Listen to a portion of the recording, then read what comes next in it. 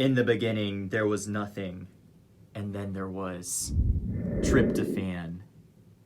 Well, actually, there were many things. Food was eaten and then broken down, and some of that food became glucose, and proteins became amino acids.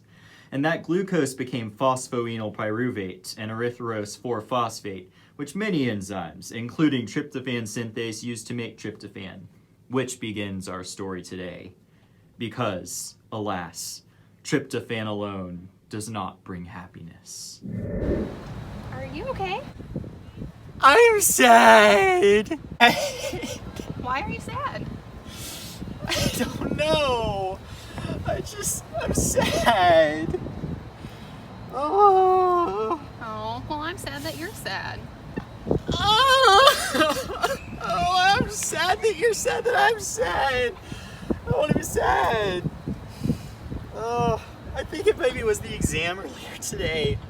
All I know is I don't want to be sad anymore. I'm so tired. I'm so tired of making melatonin all the time. All Connor does is sleep, feel sad, and then sleep again. I wasn't made for this. I was made to experience something greater, a new adventure. Tryptophan, you see, is bored of going down the same old pathway all the time when there are so many more possibilities. Science majors just don't need sleep, you see. They also, sometimes, need happiness. One of the pathways tryptophan can go down is... Ooh, serotonin synthesis. But wait, I need something to get started. Tryptophan hydroxylase is here to help. This is tryptophan hydroxylase. He's a special enzyme. Tryptophan hydroxylase catalyzes the first step of tryptophan synthesis. He works by hydroxylating tryptophan to 5-hydroxytryptophan, adding an hydroxyl group to the 5-carbon. This requires 2 cofactors, tetrahydrobiopterin and iron. It is present in 2 isoforms throughout many different serotonin-producing cells, one in tissues that express serotonin, such as neurotransmitters, and the other in neurons, especially the central nervous system. Phosphorylation and increased tryptophan levels activate the enzyme, while high serotonin levels weakly inhibit it. It is also regulated through transcriptional control that limits the amount of the enzyme. What can I do? Great, you're here. Thank Krebs. We need help. Cheer Connor up. All right, let's go. Wait, it looks like there's going to be a hug. We're gonna make serotonin this time. Yeah!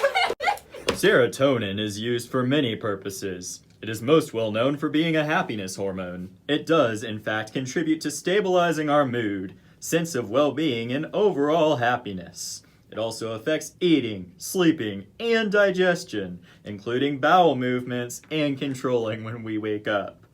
It can also assist with blood clotting when we get hurt.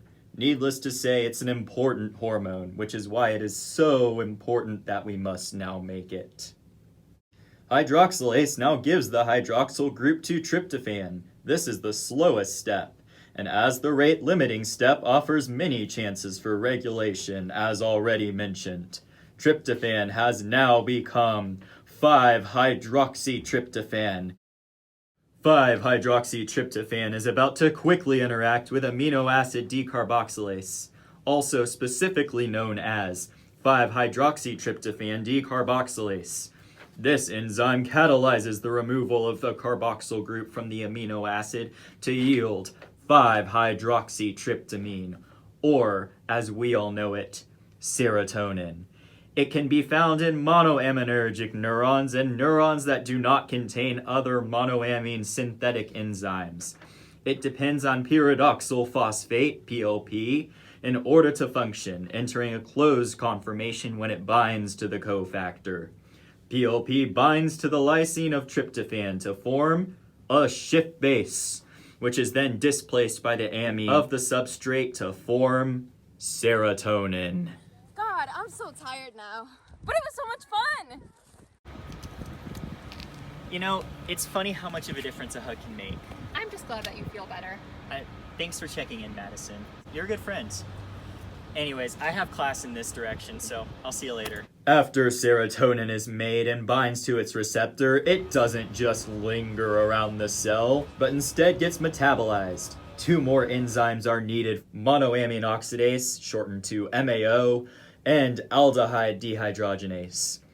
MAO transforms serotonin into 5-hydroxyindoleacetylaldehyde using an FAD cofactor, which makes it a flavoprotein.